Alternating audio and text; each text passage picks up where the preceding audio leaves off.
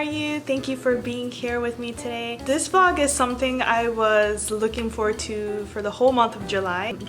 I had to put aside a couple of the books I wanted to read for Summerween. This vlog is inspired by Emma from Emmie. She's one of my all-time favorite booktubers.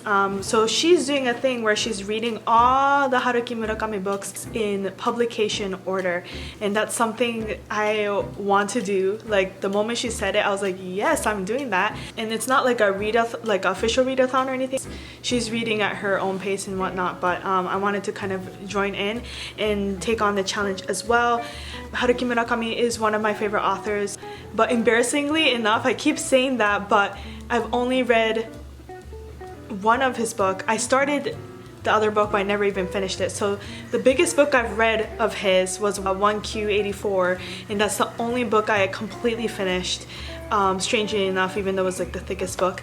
And then I started Norwegian Woods and I never finished it for some reason. I want to take on this challenge so I can read all of his books, so I can without a doubt say he's one of my favorite authors. And I usually don't do rereads, but for this challenge I'm willing to reread that big book called 1K84. Like, I will read it again. I don't even have the physical copy anymore because it's in Japan in my mom's house, so but I'll buy it again. In this vlog, I'm going to be reading Murakami's first book, but I'm also going to be reading this tiny book, so it's gonna be like a Japanese reading vlog. This is Tokyo Ueno Station. Midi is the author. So apparently she's a National Book Award winner. The cover caught my eye. That's the main thing. The cover caught my eye. It's cute, it's thin, and apparently it's about a ghost haunting the Tokyo Ueno Station. So it sounds weird. I love it. I feel like a lot of Japanese books are like that. They're very quirky, weird, and original, and I just love that so much. So I already kind of started reading this. I'm on page 24. We're just kind of getting a glimpse into the main character so far. So I'm going to be reading this. And then also I'm going to be reading Murakami's book. I got the same copy as Emma's because I really liked it. She was showing how one side is Hear the Wind Sings and the other side is Pinball 1973. So it's kind of like half and half, which I find really cool. So some facts: these short stories were written in 1978. It's about two young men coming of age. Apparently the main character, the narrator, has no name, but his friend is called the Rat. So this third book that got published, called A Wild Sheep Chase, which I will read after this, is part of the trilogy following the friend whose name is Rat. I'm not quite sure which one I'm supposed to read from first. I need to figure that out. But yeah, I'm very excited to start on this Murakami journey. I don't know if this is a bad time to start a reading vlog, or hopefully it's good. I am heading off to family friend trip. We rented an Airbnb, so we're gonna be heading off today in the afternoon, and I'm gonna be gone until, well, the rest of the week. Today is a Wednesday and we're gonna be gone the rest of the week. I'm hoping I find time to read. This is kind of like my mini summer break, as I didn't really have any so far. So yeah, but I'm very excited to get started. Let's get going.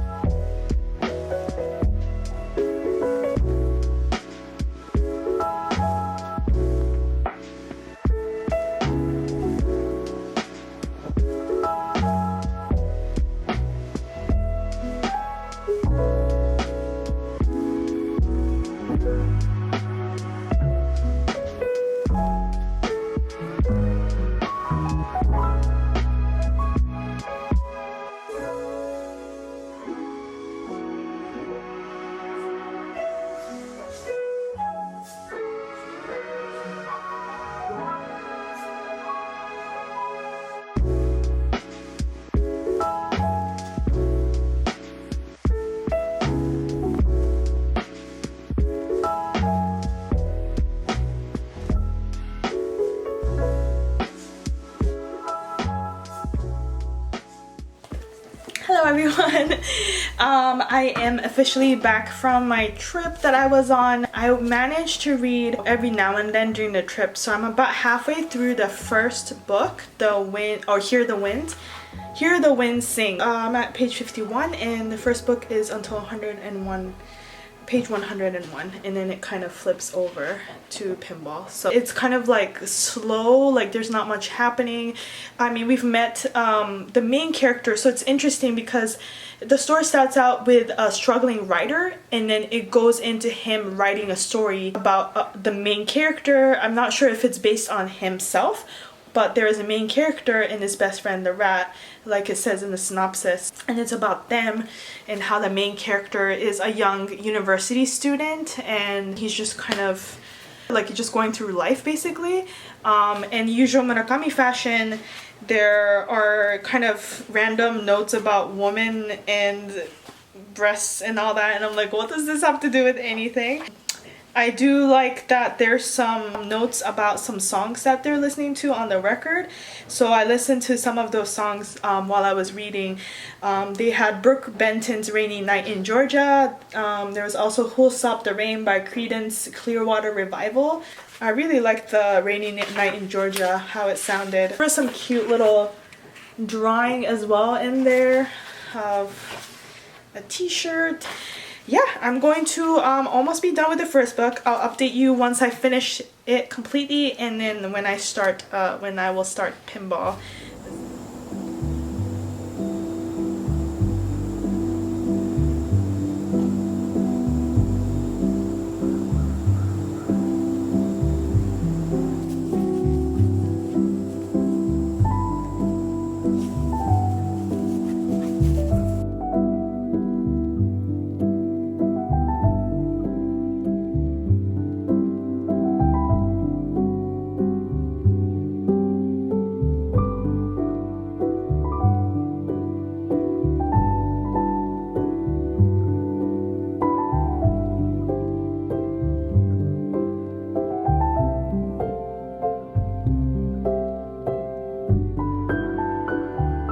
Hello everyone!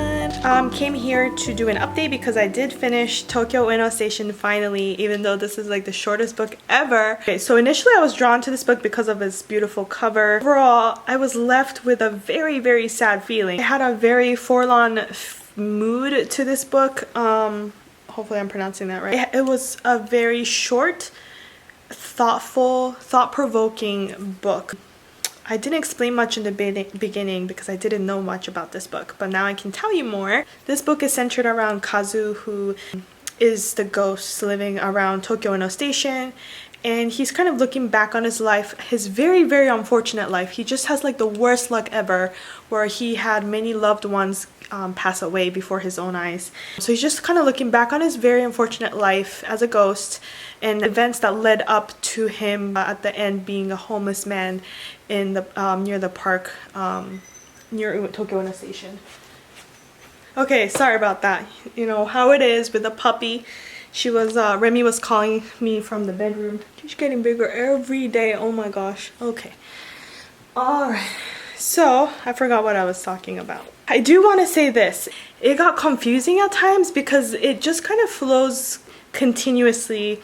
And so we're seeing Kazu's past life, but then it suddenly we kind of are put in a situation where we're eavesdropping on a conversation between two strangers, like in a museum, for example.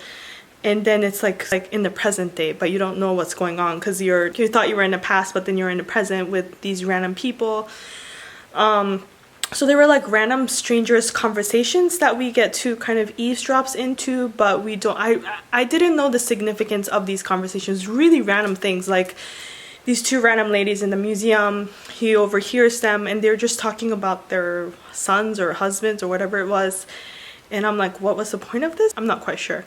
So there were just random things that were confusing to me, which I just felt like was unneeded. But otherwise, I did like the bonus side of this story where you get to learn historical events in Japan. So we kind of get some historical facts about the imperial family of Japan. It was kind of interesting that that was brought up in the book as well. I mean, there were several quotes that caught my eye. One of them was perfect for this book, which is touching on homelessness. So on page 147, it says, "To be homeless is to be ignored when people walk past while still being in full view of everyone." So I thought that was quite interesting. And when we get to hear conversations between him and his friends who were also homeless, and get a glimpse of what led each of them to become homeless, and it just really made me think about that, like, because there's so many homeless people in Austin as well, downtown, and it just really makes me think about wondering about each of those people and what was their life story and what led them to where they are today. So yeah, overall I did enjoy it. I'll probably give it 3.5 stars out of 5. Yes, so that was Tokyo Ueno Station. As for the Murakami journey, I am still reading Pinball 1973. Let's see what page I am on. I am on page 50, so I'm halfway through that second book. I'm going to try my best to finish it this week because I do want to wrap this vlog up and move on to more books. And I'll get back to you once I finish Pinball 1973.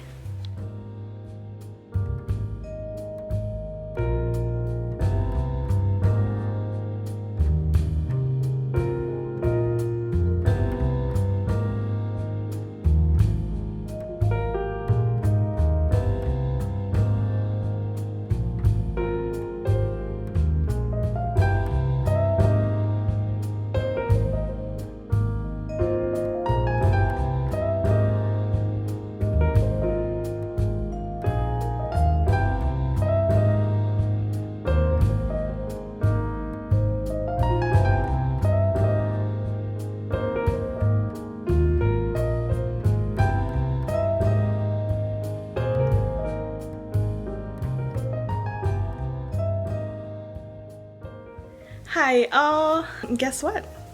I finally finished the second book, Pinball 1973. No joke, this took like a month. I don't know why, because it's only like 100 something pages. It's really short because this is the halfway point, the blue sticky tab. But I'm just happy I'm finished the book 1 and book 2. Both of them quite similar, again, because they follow the same characters. The first book, Hear the Wind Sing, it focuses more on the narrator, like the unnamed one, and his like obsession with girls, which is really weird. And then Pinball 1973, we get more perspective from the rat as well, so it kind of goes back and forth between the unnamed narrator and the rat. It's kind of focused on their hometown where the narrator comes back during his breaks from university, and the rat is kind of just stuck there feeling really sad in his hometown with, you know, all his friends always leaving or whatnot. The narrator is obsessed with this pinball machine.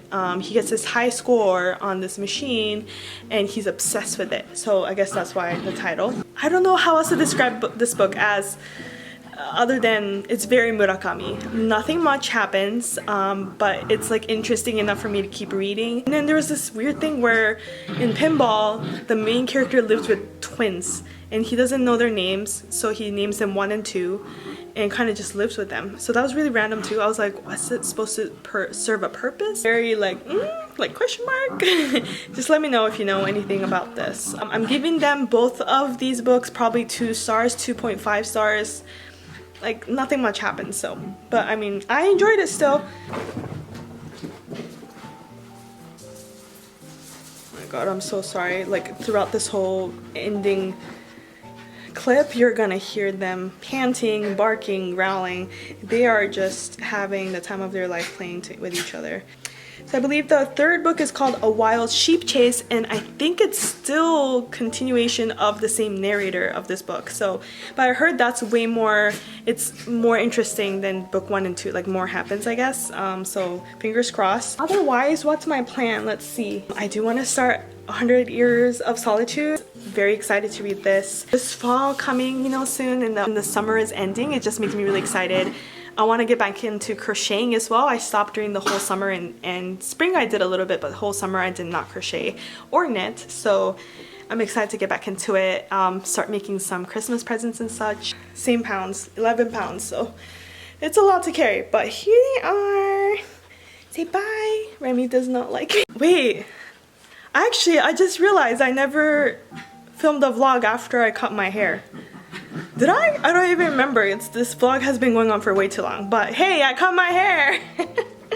What do you think? I don't know. It's way shorter than I wanted because I asked for it to be below my chin. It's growing on me. I like it.